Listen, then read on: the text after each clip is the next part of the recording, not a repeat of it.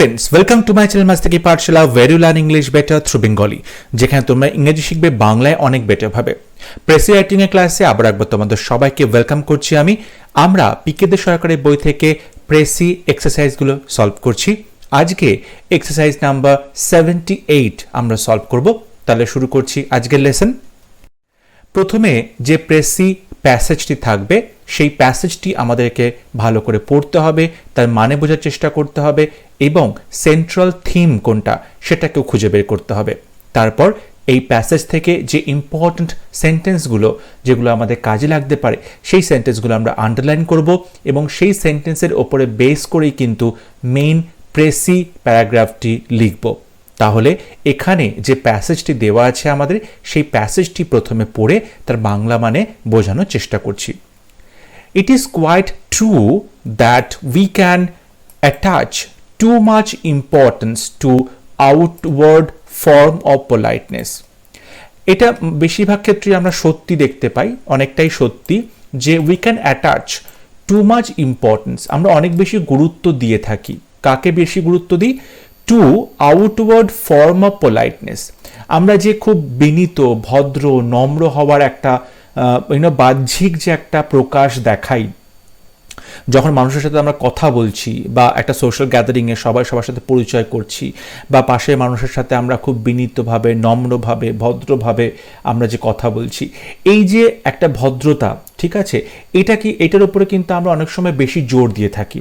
কে কার সাথে কত পোলাইটলি কথা বলছে, নম্রভাবে কথা বলছে, ঠিক আছে, ম্যানার্স মেনে কথা বলছে, গুড ম্যানার্স মেনে কথা বলছে, ঠিক আছে। But no one can deny that it is much more pleasant to meet with people who are civil than with those who are not. কিন্তু আমাদের এখন মনে হতে পারে যে আমরা খুব বেশি হয়তো ভদ্রতা করি, খুব বেশি নম্রতা প্রকাশ করি, আমরা হয়তো ভেতরে অতটা নম্র নই, কিন্তু বাহ্যিকভাবে আমরা খুব বেশি নম্রতা প্রকাশ করি। কিন্তু but no one can deny, কিন্তু কেউ অস্বীকার করতে পারবে না যে it is much more pleasant, অনেক বেশি ভালো, এটা প্লিজেন্ট অনেক বেশি ভালো, অনেক বেশি মনোরম, টু মিট উইথ পিপল, সেই সমস্ত লোকজনের সাথে কথা বলা বা মেলামেশা করা, হু আর সিভিল, তারা অনেক বেশি ভদ্র, তেমন মানুষের সাথে কথা বলা যারা খুব বেশি সভ্যতা জানে, ভদ্রতা জানে, সেটা কিন্তু অনেক বেশি প্লিজেন্ট কাদের থেকে?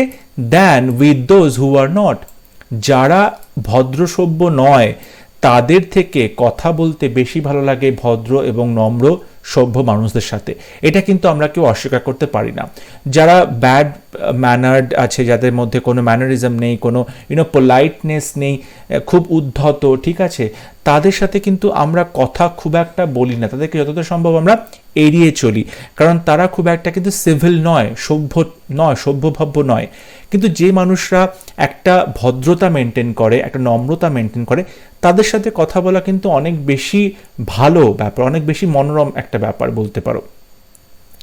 And if good manners are no more than a means of making the world a pleasanter place to live in, এবং যদি তোমরা বলো যে গুড ম্যানার্স আর নো মোর, যে ভালো বা ভদ্র ব্যবহার, গুড ম্যানার্স, তারা কিন্তু আর বেশিক্ষণ বেশি দিন পর্যন্ত নয়, than a means of making the world a pleasanter place, যে ভদ্র ব্যবহার দিয়ে তুমি এই পৃথিবীকে আরও বেশি সভ্য, আরও বেশি সুন্দর একটা ভদ্র বাসস্থান তৈরি করবে বসবাস করার জন্য। তারপরেও বলবো they will still be worth learning and practising, তারপরেও বলবো যে এই যে আমরা ভালো ব্যবহার শিখছি, আমরা যে ভদ্রতা শিখছি, ভদ্রতা প্র্যাকটিস করছি, সেটা কিন্তু এখনও গুরুত্ব পায়। তোমরা অনেকেই বলতে পারো যে ভালো ব্যবহার দিয়ে তো আর তুমি পৃথিবীকে সুন্দর বাসস্থান করতে পারবে না, ভালোভাবে থাকার, শান্তিপূর্ণভাবে থাকার, ভদ্রভাবে থাকার বাসস্থান তুমি তৈরি করতে পারবে না ভালো ব্যবহার দিয়ে।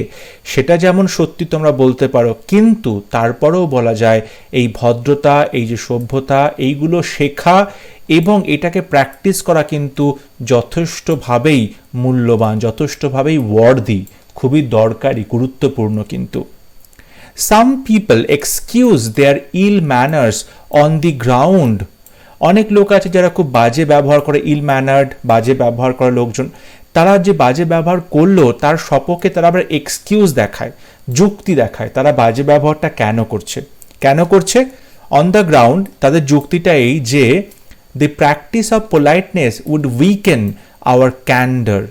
এই যে আমরা যদি খুব ভদ্র ব্যবহার করার প্র্যাকটিস করি, প্রচণ্ড ভদ্রতা দেখানোর প্র্যাকটিস করি, তাহলে কি হবে, তাহলে আমরা দুর্বল হয়ে যাব, উইকেন হয়ে যাব, দুর্বল হয়ে যাব।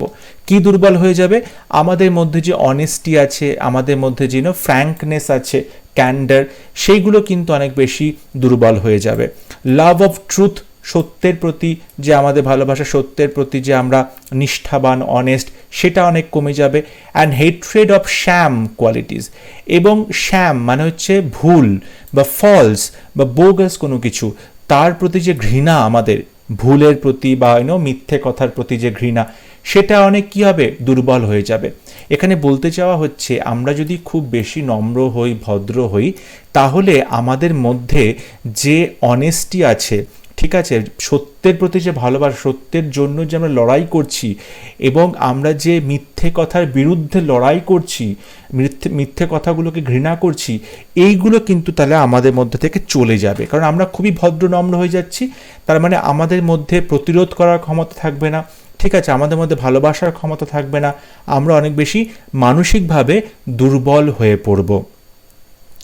Do not misled by such nonsense, এইরকম বাজে কথার দ্বারা তোমরা কেউ কখনোই মিসলেড হবে না, ভুল পথে চালিত হবে না। এগুলো কিন্তু পুরোপুরি ননসেন্স, বাজে কথা। যদি কেউ বলে থাকে যে কোনো শান্ত, নম্র, ভদ্র মানুষ মানে সে দুর্বল, তাহলে কিন্তু খুব ভুল কথা। সেটা তার ভদ্রতা, সে ভদ্র মানে কিন্তু সে দুর্বল নয়, সে ভালো ব্যবহার করছে মানেই যে সে দুর্বল, এটা ভাবাটাই কিন্তু ভুল। ভদ্র ব্যবহার করলে মানুষ দুর্বল হয় না।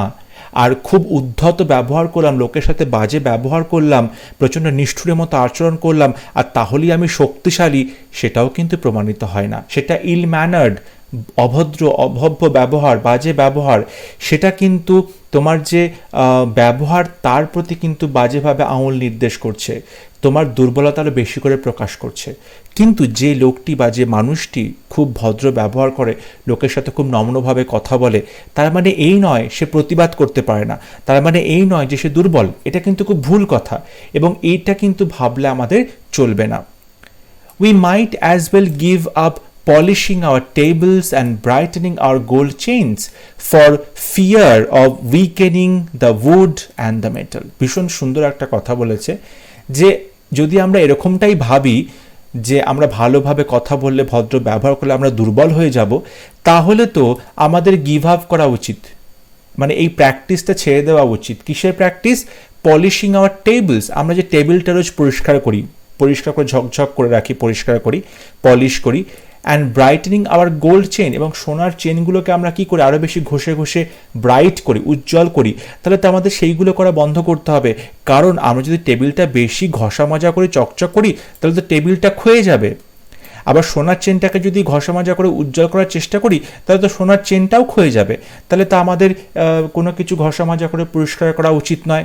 আমরা কি তাই করি? তাই করি না, কারণ এই ঘষা মাজা করলে যদি কাঠের জিনিসটা নষ্ট হয়ে যাবে, সোনার জিনিসটা নষ্ট হয়ে যাবে, সেটা কিন্তু ভুল কথা।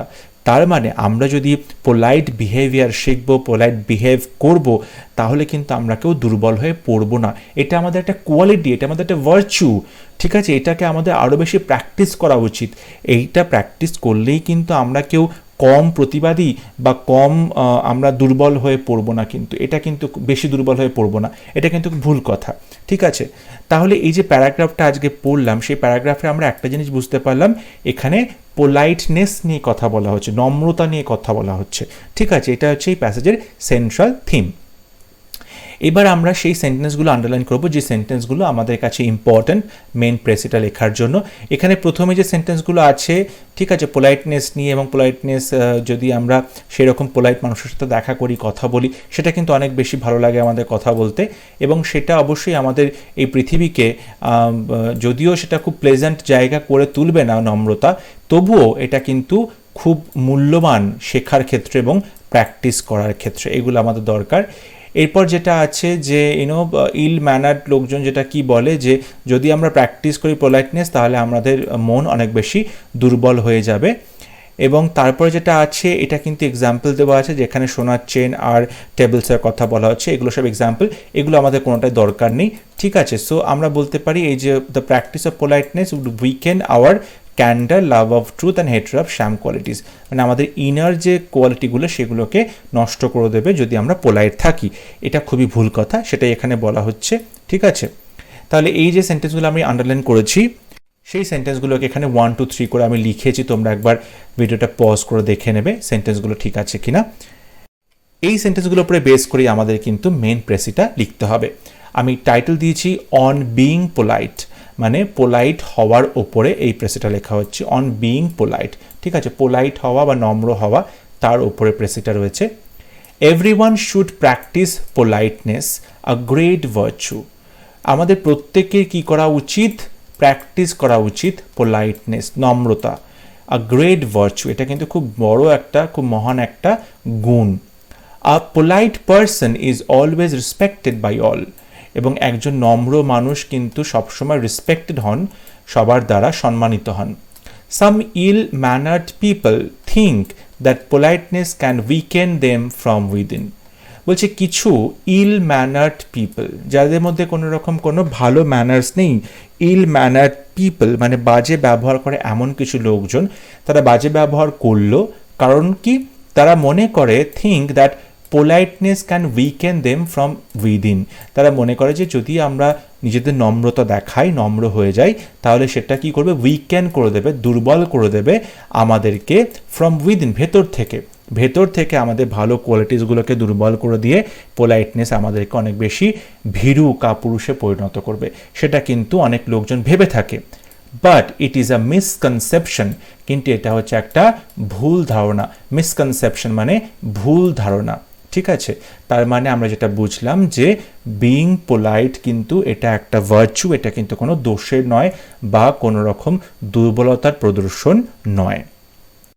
যদি ভিডিও ভালো লেগে থাকে অবশ্যই ভিডিওটি লাইক করবে, শেয়ার করবে, অ্যান্ড অবশ্যই চ্যানেলটি সাবস্ক্রাইব করতে ভুলবে না। আশা করি ভিডিও তোমরা বুঝতে পেরেছো, তোমাদের কাছে পুরো ব্যাপারটা ক্লিয়ার হয়েছে।